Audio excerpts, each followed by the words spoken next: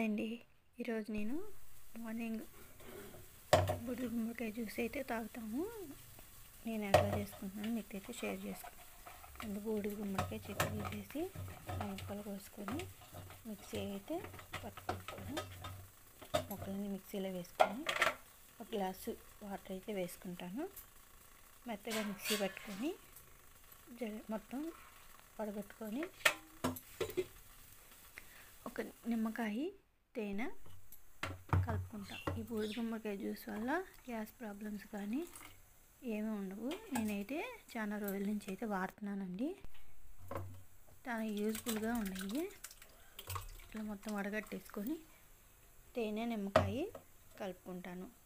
లేకపోయినా ఉత్త తేనెను కలుపుకోవచ్చు, ఏ లేకపోయినా ఉత్తదైనా తాగేయచ్చు. నేనైతే నిమ్మకాయ తేనె కలుపుకుంటున్నాను. పొద్దున్న పరగడుపున నేను మా వారైతే తాగుతాము.